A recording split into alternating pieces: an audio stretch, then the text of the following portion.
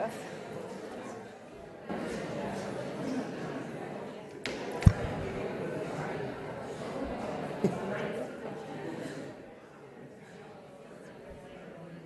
good evening, everyone. Hello out there. Welcome to all the Rancho Buena Vista students. Welcome tonight. We expect you to write your report while you're watching our meeting. I'm just teasing. Welcome to our meeting tonight. It's 5:30 time to start, and I'm going to call our meeting to order. Oh, I have a roll call by our City Clerk, Kathy Valdez. Thank you. The record shall reflect that all members are present, with the exception of Councilmember Campbell, who's with the Regional Chamber of Commerce delegation, representing our region in Washington, D.C. Okay, if you all rise, please, we'll have a Pledge of Allegiance that will be led tonight by our City Manager, Patrick Johnson. Ready? Begin. I pledge allegiance to the flag of the United States of America and to the republic for which it stands, one nation, under God, indivisible, with liberty and justice for all. Thank you. In accordance with the Brown Act, I'd like to announce that as a result of convening simultaneous meetings, the members of the Buena Sanitation District will receive compensation of $147.75 for the district meeting pursuant to Buena Sanitation District Ordinance 2006-1. And next, we'll have the approval of our agenda by our City Manager, Patrick Johnson. Thank you, Mayor. There are no changes to the agenda this evening. And actually, we don't have any presentations scheduled this evening either. So the next thing on our agenda is our consent calendar. And the recommendations on our consent calendar will be enacted in one motion unless an item is pulled or removed from the calendar. And any member of the public can remove an item by submitting a request to speak card to our City Clerk Secretary. Items removed from this consent calendar will be considered immediately following the adoption of the calendar. So with that, I will ask if there's anything. I have no speaker slip, so there's nothing removed by the public. Is there anything removed? Yes, we're going to pull C9, and then I would ask for a balance of the consent calendar for a motion if nobody else wants to pull anything. I'll make a motion. Okay, a motion and a second. Please cast your votes. Madam Mayor, before we move to C9, I would like the record to reflect my abstention on C10. Okay. Okay. So with that, we are going to. Did you want to speak, John? Well. Yeah, he pulled it. Well. Okay. Yeah. I just see the people. Everybody's their things up here. So let me clear this like that. Okay. We're going to move on now, and we're going to go to item C9, and that is North County Square property lease agreement. And I will. Would you like a staff report? You want a staff report? Yes. So we have Economic Development Director Kevin Ham here with us tonight. Good evening, Mayor and members of the Council. Val Centers, also known as North County Square, desires to lease approximately 17,000 square feet from the City of Vista, located south of University Drive. They would use the land to construct and operate a static monument sign to display the names of the businesses located within North County Square. The design of the sign is shown in Exhibit B and Exhibit 3. The term of the lease is 12 years and an annual rent of $1,200. Lease payments escalate starting in year 2 by $35 each year through year 12. In year 13, the tenant has the option of 3 5-year extensions with $50 escalators for each year for a total of a term of 28 years. The city has the option to terminate the lease after 3 years if the city determines it needs the property for a different use, or after 10 years for any reason. All costs for work to construct, maintain, and all the improvements will be borne by Val Centers. The lease agreement generates $16,710 in rental income over the 12-year period. Staff recommends adopting the 2 attached resolutions to approve the lease and amend the operating budget. That concludes my report. We also have Bill Valenka, who owns Val Centers and most of North County Square, if you have any questions for him. Okay, Councilmember Franklin. I met with the property owner. You say he's here this evening. Yeah, I met with the property owner, and I'm very supportive of anything that we can do to assist. I still have some reservations about this additional marquee relating to the rental revenue and also the visual impact. And we had a conversation, and I still strongly support, while I oppose the digital message board on the highway, I really like the idea of a digital message board at the intersection of University and Mr. Johnson, what is it? University. Sycamore University. Yeah, and I think there are some other interior signage things, and I'm wondering what the timeline is for addressing some of the interior signage, because as we had talked about in our meeting, there's a lot of traffic into the center through the southern entrance on University, and I think there's a lot that could be done to capture those eyeballs as they pass, to let them know about other things that wouldn't have a visual impact on the view of our city through the highway.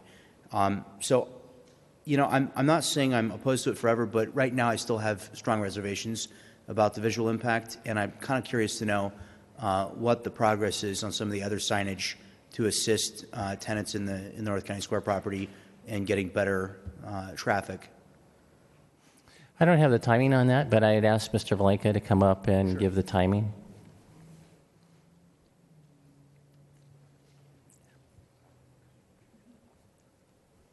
Hi, my name is William Valeka, and I'm the managing member of Valve Centers and Val Vista North and South, the majority owner at North County Square.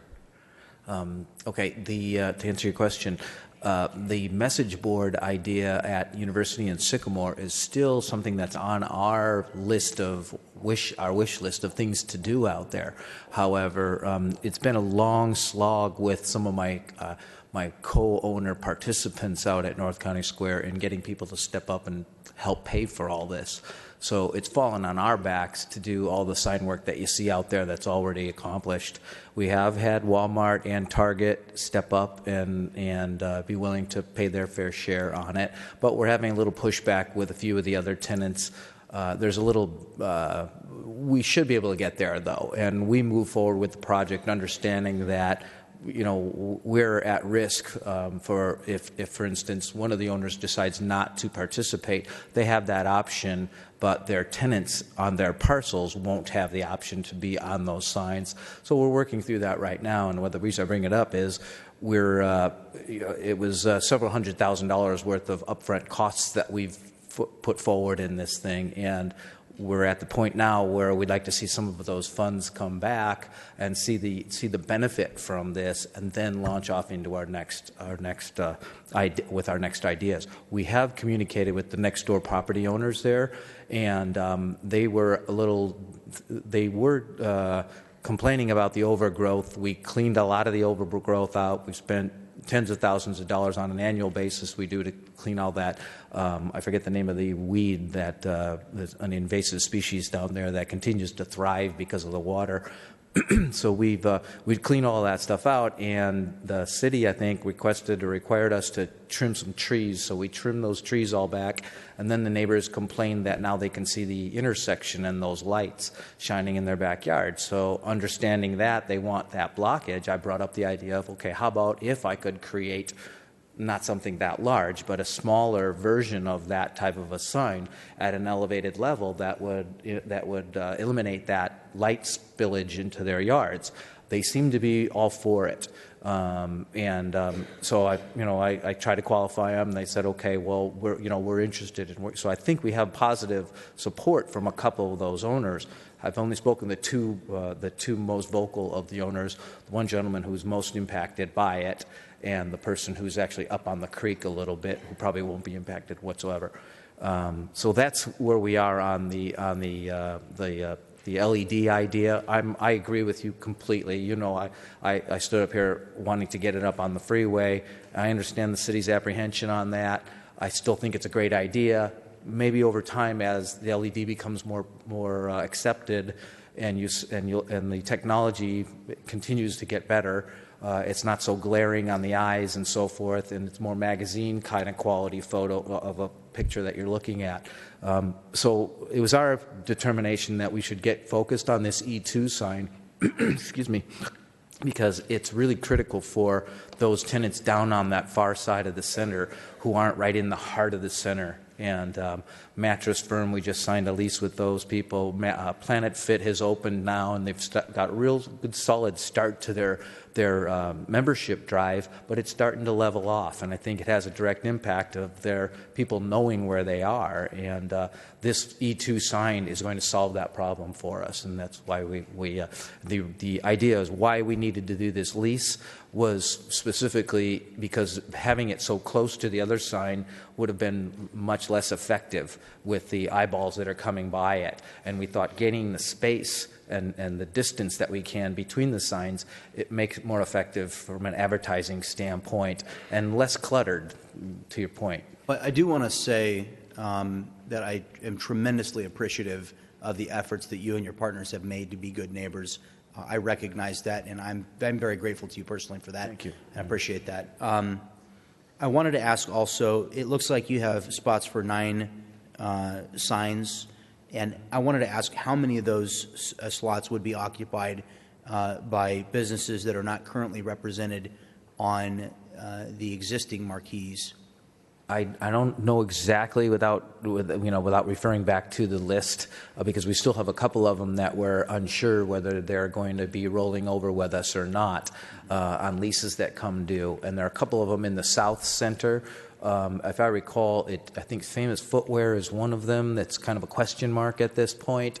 And Mattress Firm will be on it. We're reserving a space for Planet Fit, Babies R Us, and the space that used to be occupied by Sylvan Learning Centers is a 3,500 square foot space back in there that really needs that exposure boost at the freeway. So those are the handful that I can recall off the top of my head. There are a couple in the South Center that are not represented on the others that are going to be on this one, though, also. And that's kind of part of our reason is to get the small shops, like the directional signs that we put out there. We've had a lot of great compliments from our tenants that it's increased their traffic, and it helps us kind of continue to get that cross-shopping going on out there. So the same thing, the same idea with this one is to try to get exposure for those who don't already have it. Mm-hmm. I appreciate that. I think there's some really good ideas that we talked about that I know you're working toward with internal signage. I also have some concerns for the staff about the pricing, and have we priced this correctly for 17,000 square feet of land? The revenue is very de minimis. So I don't know what the comparable analysis would be for raw land there that's got a very limited usable purpose. But before I finish my remarks, I just wanted to say too that as somebody who, as I mentioned to you in our meeting, I led was a leader in the opposition to the digital message board on the highway, but I really don't have opposition, and I don't think that my neighbors would be opposed to a digital message board that's low rise, close to the street level, that is at the entrance to the center, which would really only attract eyeballs from those folks who are entering the center and not be a distraction to drivers on the highway or cause a visual impact on the highway. So those are my remarks and my questions. I very much appreciate you being here tonight, and I want you to know that I and the entire city, but I personally, it's important to me to be a partner with your center because you're a very important part of the economy of Vista. We appreciate you being here. Thank you. Thank you. Did you want to make a motion? Are you voting? Do you want us to make a motion? Well, I asked a question about the economics of it. How did we arrive at the price that we set here? So we got a broker's opinion of value from Lee & Associates, our brokers. We looked at what opportunity we would have to lease that site. There's not much we can do with it, and it's really only usable for a sign either for our use or their use. So looking at all those factors, that's how we arrived at the price. In addition, they're going to be taking care of that entire 17,000 square feet. So they'll be doing the maintenance, taking care of the water, all of the things that we currently take care of on that piece of property. What kind of cost abatement do you think that is, or it's going to be? Have we thought about that, or? It's de minimis. Okay. It's small. Okay. Well, in my opinion, I think that an increased signage will get more people there, and we'll get more sales tax, hopefully, off that. So we have the increased signage. So that I think I fully support it. So, Deputy Mayor Rigby.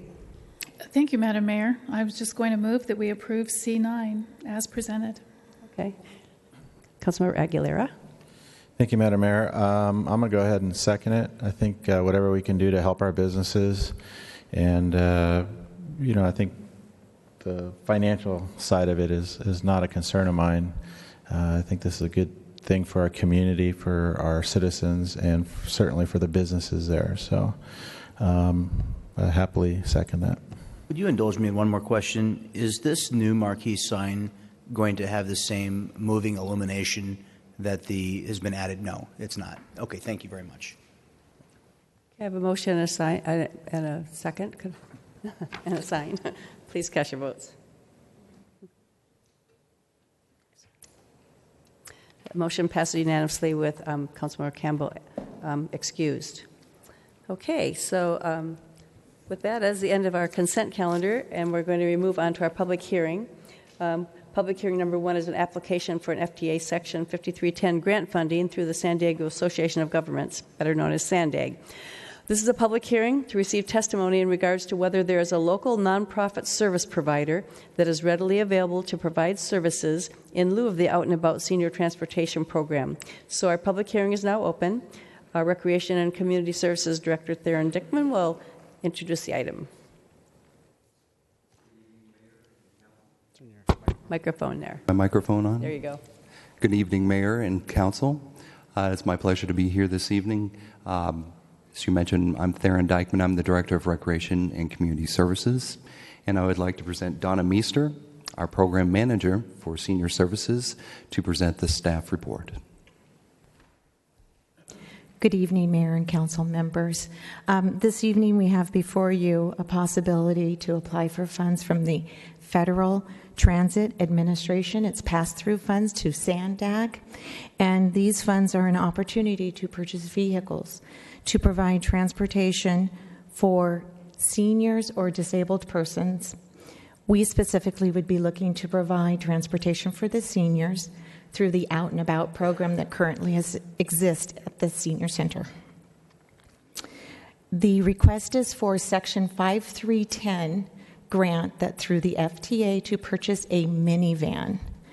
The reason for this request is currently our seniors are being served through a shuttle that we currently own through the SANDAG grant, and the shuttle has difficulty getting into many of the residents in Vista due to steep driveways, brushes, corners, retaining walls. We've been getting some damage on some of the shuttles and also been having to deny some services due to inability to get there. So we put those folks on our volunteer driver program, and we just have a shortage of volunteer drivers. So our hope is that if we obtain this vehicle, we would be able to use the minivan to get to those residents that can't otherwise get to in the shuttle, and then we could provide more services on the shuttle so that it would be a shuttle with a full bus and the minivan with the smaller trips. The funding is for $40,000 with a city match of $10,000. If we were granted these funds, we would come back to council to appropriate those funds and request that through the next fiscal year. I'm available if you have any questions. Okay, I don't have any speakers tonight, so I'll go ahead and close the public hearing. Do I have any questions from anybody or a motion from anybody? Or okay, I'll make the motion. I'll close public hearing and move to staff recommendation. I'll second. Okay. Please cast your votes. That motion passes unanimously with Councilmember Campbell excused. The next thing on our agenda is our discussion items, and we have one discussion item. Items for discussion generally require detailed explanation by the staff or the agency member that has requested the item. And tonight we have just the one discussion item, and it is D1, alternates for city boards, committees, and commissions. And Councilmember Franklin asked for this item to be on the agenda, so I will ask him to introduce the item. I observed as we went through the process of interviewing potential members of our boards and commissions that there were some really quality folks that wanted to serve our city and be involved in the community. And I don't know that it would be appropriate for every board and commission, but it seemed that there were some boards and commissions that it might be appropriate to create an alternate, one or two alternate positions, so that we would have a slightly increased quantity of opportunities for folks who want to serve.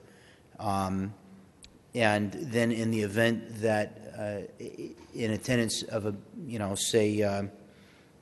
the Public Arts Commission, if there are one or more commissioners who are absent from the meeting, then those alternate members could serve in their stead.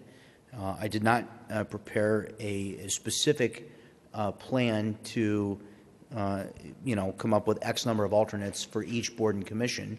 I think perhaps there's maybe a more detailed discussion. I don't know that we have to have it tonight, but we had.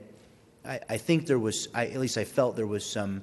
Obviously we didn't discuss it, but I felt there was some mutual agreement about the fact that we wished we could have invited some of the folks who applied to serve. We wish we had had an opportunity. So I know the staff's done a great job of accommodating those folks that want to serve in future openings, but I guess I didn't see the reason why if somebody wanted to come and participate and be involved, and we're not actually expanding the membership, just giving them the opportunity to be a voting member if and when there are absence of existing commissioners. So with that, I would just open the floor to my fellow council members if there's any ideas or thoughts. Councilmember Rigby. Thank you, Madam Mayor. I appreciate you bringing this Deputy forward. Mayor Rigby. Sorry. That's okay. Thank you. Sorry. I appreciate you bringing this forward, Councilman Franklin. And I agree that when we interview people for these boards and these commissions and committees, sometimes it's a very difficult decision. We have to appoint one person over another person. People come to us who are very passionate about a particular commission and about the City of Vista, and that's the kind of people that we want on our commissions, and sometimes we have more applicants than we really need. And that's the unfortunate part of it. The fortunate part is that we have a lot of people who are engaged in the community, and that's a good thing. I'm not sure that having alternates on a commission actually would be beneficial. I think in some cases it might be a little bit more distracting or chaotic. And if you, for instance, Planning Commission or Traffic Commission or even Parks and Recreation, first of all, we have a rule on the books already that if a commissioner is absent 3 times in a year, they're dismissed from the commission. We expect our commissioners, when they commit to this position, that they actually show up and that they do the job. And so if we have a commissioner who's not able to be there repeatedly, we're going to replace them. So it's going to be a rare occasion, hopefully, that commissioners won't be there. And so if you have people who come every meeting who have not a voting right on the commission and have no participatory position on the commission, and then all of a sudden one night somebody's not there and they're going to fill in, that might be the night with 200 people in the room having a discussion on something that's very controversial in the community. And so I'm not sure that it's fair to the commission, to the people, or to that one person that would be considered an alternate to put them in that position. So I'm not sure how I see this working for the community, although I do agree that it's sad that we can't use everybody who wants to be used. I'm just not sure this is the way to fix that problem. Councilor Aguilera. Thank you, Madam Mayor. I think this was definitely a good idea, and I think it kind of came from some of our last interviews where we did have an abundance of talented people that came in for interviews, and unfortunately we do have to make a decision on 1 or 2 people. And I know in years past we've had situations where we're looking for people, So it's great to see that there's more people that want to get involved. And for you students out there, we do have a youth commission as well. I think we have interviews coming up soon. Anyhow, same thing happens there. We see a lot of good potential youth commissioners. Not everybody can make it. What I would hope is that if whether it's youth commissioners or planning commissioners, if someone's truly interested and we really do like them, that they would reapply, because there seems to be always opportunities arising. I do see some issues, though, with alternates. You know, when someone's missing, as we have a council member missing here, we don't have an alternate for that individual. And I think it's kind of the same issue that, you know, alternate would have to be there every meeting to understand what is being discussed, kind of the issues of the city, whether it's traffic that we're discussing or public art. And, you know, I think we would have issues with alternates actually showing up because they wouldn't actually be involved in voting.